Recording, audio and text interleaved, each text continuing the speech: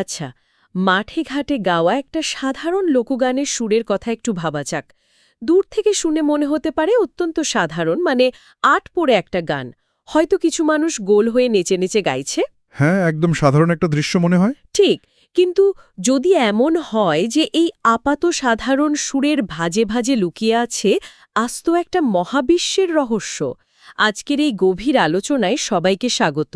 সৃষ্টির রহস্য বা মহাজাগতিক দর্শন বললেই তো সাধারণত আমাদের বড় বড় ধর্মগ্রন্থ বা খুব জটিল কোনো বৈজ্ঞানিক তত্ত্বের কথা মাথায় আসে, তাই না? একদম, আমরা ধরেই নিই যে মহাবিশ্বের উৎপত্তি বা প্রকৃতির সাথে আমাদের সম্পর্কের মতো গভীর বিষয়গুলো বোধহয় কেবল কঠিন সমীকরণে আটকে আছে। কিন্তু লোককথার বা লোকগানের গভীরে মুখে মুখে ফেরা সুরের আড়ালে যে এত নিখুঁত আর বিশাল একটা ক্যানভাস থাকতে পারে, সেটা সত্যি অবিশ্বাস্য।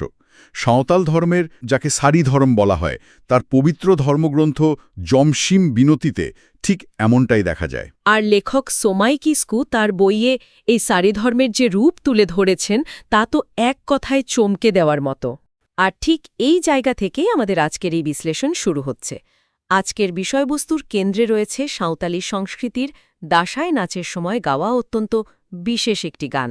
গানটার কথা বলবেন কি? হ্যাঁ, গানটি হল হায়রে হায়রে হয় দো হয়, লুগুবুরুরে হয় দো হয় ঘণ্টা বাড়ে রে হয় দো হয়, লুগুবুরু হয় দো হিসেদে হিসেদে ঘণ্টা বাড়ে হয় দো হালায় হালায়, হায়রে লুগুবুরুরে দো বোঙা করা, ঘণ্টা বাড়ে রে দো বোঙা করি, হায়রে তোড়ে সুতাম তেকিন আর্গো রাকাপা ভুয়াং ডান্টিজ তেকিন টুডাং বাড়ায়া। বাপরে, সুরটা শুনলেই তো গায়ে কাঁটা দিয়ে ওঠে।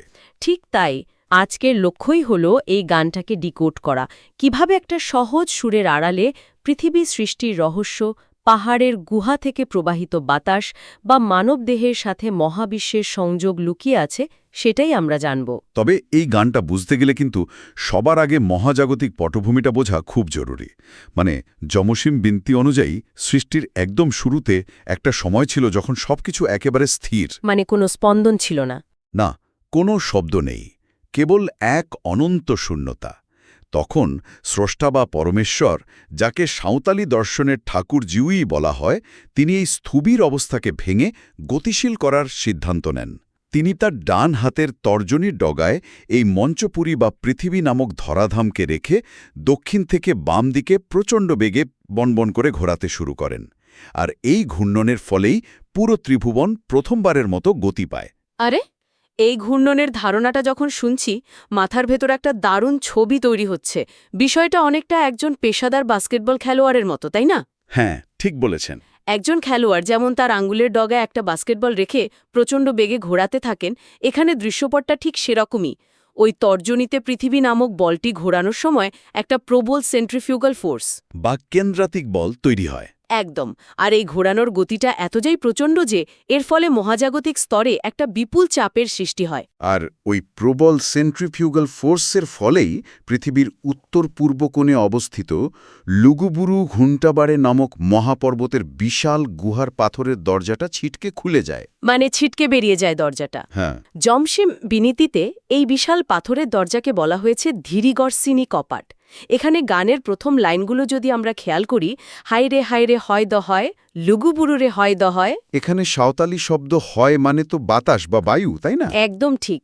পর্বত গহ্বরে সেই বিশাল কপাট যখন খুলে যায়, তখন ওই বদ্ধ গুহা থেকে এক আদিম বাতাস প্রবল বেগে বেরিয়ে আসতে শুরু করে। তার মানে এই যে গুহা থেকে বাতাস বেরিয়ে আসার কথা বলা হচ্ছে, এটা কোনো সাধারণ প্রাকৃতিক ঝোড়ো হাওয়া নয়। এই বাতাসটা হলো সৃষ্টির প্রথম স্পন্দন, প্রথম গতি। হ্যাঁ, ঠিক ধরেছেন।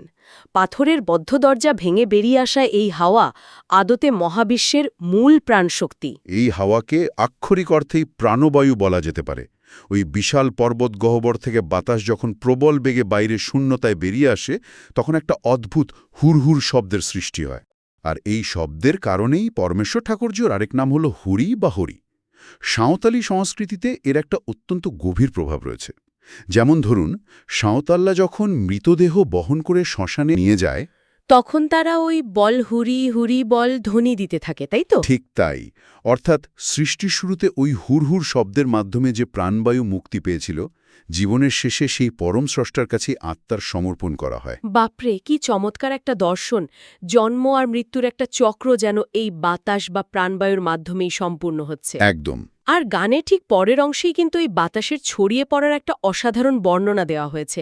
ওই যে বলা হয়েছে, লুগুবুরু হয় দো হিসেদে হিসেদে ঘণ্টা বাড়ে হয় দো হালায় হালায়। হ্যাঁ, এর মানে হল ওই আদিম বাতাস গুহা থেকে বেরিয়ে কেবল বয়েই যায় না, বরং তা স্পন্দিত হতে শুরু করে। মানে বাতাসটা দুলতে দুলতে একটা ছন্নে চারদিকে ছড়িয়ে পড়ে, যেন একটা মহাজাগতিক তরঙ্গ পুরো শূন্যস্থানকে ভরিয়ে দিচ্ছে। ঠিক? আর ঠিক এরপরে এই গানটা বলছে, লুগু বুরুরে দো বঙ্গা কড়া ঘণ্টা বাড়েরে দো বঙ্গা কুড়ি। এই জায়গাটা সবচেয়ে বেশি ইন্টারেস্টিং। বঙ্গা করা আর বঙ্গা কুড়ি। হ্যাঁ, বঙ্গা করা মানে হল দেবতা বা পুরুষ শক্তি, আর বঙ্গা কুড়ি মানে দেবী বা নারী শক্তি। সুমাই কিস্কুর বইয়ে এই অংশের একটা চমৎকার বাংলা ভাবানুবাদ দেয়া আছে। অনুবাদটা কি? অনুবাদটি হল, ধরার আঙিনায় ওই বয়ে হায় বায়ুরূপী প্রাণখানি, মিলন হইল প্রকৃতি পুরুষ, দূর হইল আধার কলুষ। বাহ! অর্থাৎ এই ঘূর্ণায়মান বাতাসের মধ্যে দিয়েই ঠাকুরজুই তার পরমাত্মার অংশ হিসেবে দেবদেবীদের সৃষ্টি করেন। বাতাসই এখানে অন্ধকার বা স্থবিরতা দূর করে এবং প্রকৃতি ও পুরুষের মিলন ঘটায়। তবে এখানে একটা খুব যৌক্তিক প্রশ্ন মাথায় আসছে আমার। বলুন। এই যে বঙ্গা করা এবং বঙ্গা কুড়ি বলা হচ্ছে, এগুলো কি আক্ষরিক অর্থেই কেবল পুরুষ ও নারী দেবতাদের কোনো নির্দিষ্ট অবয়বকে বোঝাচ্ছে, নাকি এর পেছনে মহাবিশ্বের দ্বৈত সত্তার মানে ডুয়ালিটির কোনো বৃহত্তর দার্শনিক বা বৈজ্ঞানিক অর্থ লুকিয়ে আছে? খুব দারুণ একটা পয়েন্ট তুলেছেন। মানে আধুনিক পদার্থবিদ্যায় যেমন আমরা দেখি ম্যাটার এবং এনার্জি একই অপরের পরিপূরক। এনার্জি ছাড়া ম্যাটার নিষ্ক্রিয়, আবার ম্যাটার ছাড়া এনার্জি নিরাকার। অথবা প্রাচীন দর্শনে পুরুষ ও প্রকৃতির যে ধারণা রয়েছে, এখানে কি সেই ধরনের কোনো রূপকের কথা বলা হচ্ছে? এই প্রশ্নটা আসলে আমাদের সাঁওতাল দর্শনের একদম গভীরে নিয়ে যায়। যমসীম বিনীতিতে খুব স্পষ্টভাবে উল্লেখ আছে যে ঠাকুরজিউ হলেন পুরুষ আর দেবী ঠাকুরান হলেন প্রকৃতি। আচ্ছা। এই প্রকৃতি এবং পুরুষের যুগলবন্দী হল সৃষ্টির মূল ভিত্তি। বাতাস বা প্রাণবায়ু যখন স্পন্দিত হয়ে বইতে শুরু করে, তখন এই দুই আদিম শক্তির মিলন ঘটে। তার মানে বঙ্গা করা এবং বঙ্গা কুড়ি কেবল পৌরাণিক দেবদেবী নন, তারা হলেন মহাবিশ্বের সেই মৌলিক দ্বৈত শক্তির লোকায়িত রূপ। অনেকটা ওই আধুনিক বিজ্ঞানের ম্যাটার এবং এনার্জির মতোই আর কি। বুঝতে পারছি। স্থির অবস্থায় থাকা ম্যাটার বা বস্তুর মধ্যে যখন প্রাণবায়ুরূপী এনার্জি প্রবেশ করে, তখনই সেখানে চেতনার উদ্ভব হয়। এই প্রাণবায়ু হিসিদে হিসিদে অর্থাৎ স্পন্দিত হয়ে মহাবিশ্বের প্রতিটি কোণায় প্রাণের সঞ্চার করে। তার মানে আমরা এতক্ষণ একটা বিশাল মহাজাগতিক ক্যানভাস নিয়ে কথা বলছিলাম। একটা আঙ্গুলের ডগায় ঘুরতে থাকা পৃথিবী, একটা মহাপর্বতের গুহা থেকে বেরিয়ে আসা প্রাণবায়ু। হ্যাঁ, আর ম্যাটার ও এনার্জির রূপক হিসাবে প্রকৃতি ও পুরুষের মিলন। কিন্তু এই গানটা তো শুধু এই সুবিশাল মহাবিশ্বের সৃষ্টির গল্প বলেই থেমে যায় না, বরং এরপরেই এটি একটা অভাবনীয় বাঁক নেয়। এই সুবিশাল মহাজাগতিক ঘটনাকে গানটা সরাসরি আমাদের মানবদেহের অত্যন্ত নির্দিষ্ট কিছু অঙ্গপ্রত্যঙ্গের সাথে যুক্ত করে দেয়। একদম ঠিক জায়গায় এসেছেন। গানের একেবারে শেষের দিকের লাইনগুলো হল, তরে সুতাম তেকিন আর্গো রাকাপা, ভুয়াং ডান্টিচ তেকিন টুডাং বাড়ায়া। ঠিক এখানেই গানটি ম্যাক্রোকজম স্তর বা মহাবিশ্ব স্তর থেকে সোজা মাইক্রোকজমে নেমে আসে, মানে মানবদেহে। কিভাবে? বিশাল মহাবিশ্বের যে নকশা, সেটাকে একটা মানুষের শরীরের ভেতরে খুঁজে পাওয়ার এই পদ্ধতিটাই হলো এই দর্শনের সবচেয়ে শক্তিশালী দিক। তোরে সুতাম বলতে এখানে বোঝানো হয়েছে পাকানো সুতো বা বিদ্যুতের ঝোলককে। শারীরবৃত্তীয় দিক থেকে এটা কি? এটি হল মানবদেহের স্নায়ুতন্ত্র বা শিরা উপশিরা। আর ভুয়াং ডান্টিচ হল ভুয়াং নামক বাদ্যযন্ত্রের দণ্ড। সাঁওতালি সংস্কৃতিতে ভুয়াং অত্যন্ত গুরুত্বপূর্ণ একটি বাদ্যযন্ত্র, যা লাউয়ের খোল এবং বাঁশের দণ্ড দিয়ে তৈরি হয়। আচ্ছা। এই ভুয়াংয়ের দণ্ডটি মূলত মানবদেহের মেরুদণ্ডের প্রতীক। মানে এটা তো আক্ষরিক অর্থেই একটা বিশাল আহা মোমেন্ট। এই দাসাই গানটি আদতে কোনো সাধারণ রূপকথা বা শুধুই পৌরাণিক গল্প নয়, একদমই নয়, বরং এটি একটা মহাজাগতিক মিথের আবরণে লুকানো অত্যন্ত নিখুঁত একটা অ্যানাটমিক্যাল ম্যাপ, মানে শারীরবৃত্তীয় মানচিত্র। গোটা বিষয়টা একটা মিউজিক্যাল এমআরআই স্ক্যানের মতো কাজ করছে। মিউজিক্যাল এমআরআই দারুণ বলেছেন। এই ডান আমাদের দেখাচ্ছে যে মানুষের মেরুদণ্ড, যাকে ভুয়াং বলা হচ্ছে, এবং স্নায়ুতন্ত্র, যাকে তরে সুতাম বলা হচ্ছে, এগুলো আসলে একটা ঐশ্বরিক বাদ্যযন্ত্রের কাঠামো আর তার। আর ওই মিউজিক্যাল এমআরআই স্ক্যানের রিপোর্টটা যদি আমরা আরও একটু খুঁটিয়ে দেখি, তাহলে যমসিম বিনতির আরও একটা অসাধারণ রূপক চোখে পড়বে। সেটা কি? লুগুবুরু পাহাড়ের সেই বিশাল গুহা, যেখান থেকে আদিম বাতাস বেরিয়ে এসেছিল, তাকে সরাসরি মানবদেহের ভেতরের গহ্বর বা নাসারন্ধ্রের সাথে তুলনা করা হয়েছে। ও মাই গড! তার মানে? হ্যাঁ, বাইরে যেমন পাহাড়ের গুহা থেকে প্রাণবায়ু বেরিয়ে সৃষ্টির সূচনা করেছিল, তেমনি আমাদের শরীরের নাসারন্ধ্র দিয়ে সেই একই প্রাণবায়ু প্রতিনিয়ত প্রবাহিত হচ্ছে।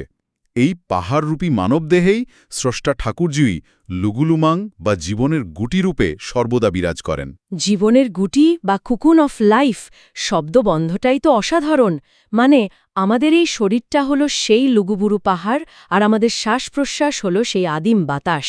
আর গানের ভাষায় আমাদের মন বা বুদ্ধিকে বলা হয়েছে ঘণ্টা বাড়ে, যা এই সমগ্র জীবন প্রক্রিয়াকে পরিচালনা করে। তার মানে দাঁড়াচ্ছে, আমরা যে প্রতিনিয়ত শ্বাস নিচ্ছি সেটা শুধুমাত্র বৈজ্ঞানিক দৃষ্টিকোণ থেকে অক্সিজেন গ্রহণ করা আর কার্বন ডাই অক্সাইড ত্যাগ করা নয়। সাঁওতাল দর্শন অনুযায়ী এটা হলো সেই মহাজাগতিক আদিম বাতাসের সাথে নিজেদের স্নায়ুতন্ত্রকে কানেক্ট করা। একদম তাই। আমাদের শরীরটা শুধু রক্তমাংসের একটা বায়োলজিক্যাল মেশিন নয়, এটা পরমেশ্বর ঠাকুরজিউয়ের নিজের হাতে তৈরি করা একটা জ্যান্ত ভুয়াং বাদ্যযন্ত্র, যার মেরুদণ্ড হল লাঠি আর শিরা উপশিরা হল তার। আর ঠিক এই কারণেই সাঁওতালরা তাদের দাসায় নাচের সময় এই বিশেষ গানটি গায় এবং ভুয়াং বাজায়। এই নাচ আর গান কেবল একটা উৎসবের অঙ্গ নয়, এটা একটা গভীর স্পিরিচুয়াল প্র্যাকটিস। আরা যখন নাচে আর ভুয়াংয়ের ধ্বনি তোলে, তখন তারা আসলে নিজেদের শরীরটাকেই মহাবিশ্বের ওই আদিম সৃষ্টির সাথে একাত্ম করে নেয়। তারা বিশ্বাস করে যে তাদের শরীররূপী বাদ্যযন্ত্রটা যদি ঠিকমতো সুরে বাঁধা থাকে, তাহলে ওই আদিম প্রাণবায়ু নাসারন্ধ্র দিয়ে প্রবেশ করে এক ঐশ্বরিক সিম্ফনি তৈরি করবে। বিষয়টা ভাবলেই গায়ে কাটা দেয়। এমন একটা লোকগান যা কোনো খাতায় কলমে লেখা ছাড়াই হাজার হাজার বছর ধরে মানুষের মুখে মুখে ঘুরে বেরিয়েছে, তার ভেতরে মানবদেহ আর মহাবিশ্বের এমন একটা অপূর্ব আর নিখুঁত ঐক্যের কথা লুকিয়ে আছে। হ্যাঁ, এক আঙুলে ঘুরতে থাকা আস্ত একটা পৃথিবী থেকে গানের শুরু, তারপর পাহাড়ের গুহা, আর শেষে মানুষের মেরুদণ্ড। অসাধারণ। জানেন, এই ঐক্যের ধারণার একটা খুব প্র্যাকটিক্যাল দিকও আছে। যমসিম বিনতিতে খুব স্পষ্টভাবেই বলা আছে যে মানুষের জড়া, ব্যাধি বা মানসিক কষ্ট ঠিক তখনই আসে যখন তার শরীরের এই তরে সুতাম বা শিরা উপশিরাগুলো ঠিকমতো কাজ করে না। মানে যখন বাদ্যযন্ত্রের তার ছিঁড়ে যায় বা বেসুরো হয়ে যায়। একদমই তাই। তখন গানের ভাষায় মানুষ স্রষ্টাকে ডাক দেয় যে আমার এই ভুয়াংয়ের মতো শরীরটা ভেঙে গেছে বা বেসুরো হয়ে গেছে, তুমি একে আবার সারিয়ে তোলো, ঠিক করে বেঁধে দাও, যাতে আমি তোমার দেওয়া ওই প্রাণবায়ু ধারণ করে মহাবিশ্বের সাথে মিলিয়ে আবার বাঁচতে পারি। ঠিক। শারীরিক অসুস্থতা বা মানসিক অবসাদকে একটা বেসুরো বাদ্যযন্ত্রের সাথে তুলনা করা এবং নিজেকে আবার টিউন করার এই যে দর্শন, তা আধুনিক সময়ের মেডিটেশনের চেয়ে কোনো অংশে কম নয়। একদমই তাই। একটি আঙুলে ঘুরতে থাকা পৃথিবী, গুহা থেকে বেরিয়ে আসা প্রাণবায়ু, দ্বৈত শক্তির জাগরণ আর মানবদেহের এই অপূর্ব ঐক্য, সব কিছু মিলিয়ে যমসিম বেনতির এই দাসাই গানটি আমাদের বিস্ময়কর একটা জগতের সন্ধান দেয়। সোমাই কিস্কুর লেখা যমসিম বিনতি সারিধরম স্ক্রিপচার অফ সাঁওতাল রেস বইটি এভাবেই সাঁওতালদের আদিম লোককথা আর মহাজাগতিক দর্শনের এক অসাধারণ মেলবন্ধন ঘটিয়েছে। বইটি সত্যিই অনন্য। এটি কেবল একটি ধর্মীয় গ্রন্থ নয়, এটি একটি সমগ্র আদিবাসী জাতির অ্যানাটমিক্যাল জ্ঞান আর কসমোলজির এক অসামান্য দলিল। যারা এই চমৎকার দর্শন সম্পর্কে আরও বিস্তারিত জানতে চান, এই বইটি অ্যামাজন থেকে সংগ্রহ করে অবশ্যই পড়তে পারেন। একদম। একটা আপাত সাধারণ গানের আড়ালে যে এরকম একটা মিউজিক্যাল এমআরআই স্ক্যান লুকিয়ে থাকতে পারে, সেটা সত্যি অবিশ্বাস্য। এই মিথগুলো কেবল অতীতের গল্প নয়, এগুলো আমাদের অস্তিত্বকেই নতুন করে চেনার মাধ্যম। ঠিক বলেছেন। আচ্ছা, এই গভীর আলোচনা শেষে সবার চিন্তার জন্য একটা প্রশ্ন রেখে যাওয়া যেতে পারে।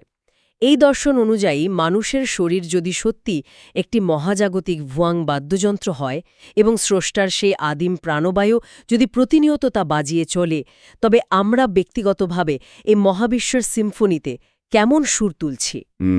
খুব গভীর একটা প্রশ্ন। আমাদের প্রতিদিনের কাজ আর অস্তিত্বের যে আওয়াজ, সেই সুর কি প্রকৃতির আদিম স্পন্দনের সাথে সামঞ্জস্যপূর্ণ, নাকি আমরা ধীরে ধীরে চরম বেসুরো হয়ে গেছি? এটা এমন একটা প্রশ্ন যা হয়তো অনেক দিন ভাবাবে। আজ এ পর্যন্তই। আগামী দিনেও এমন অনেক অজানা দর্শনের গভীরে আমরা ডুব দেব। শুভ বিদায়।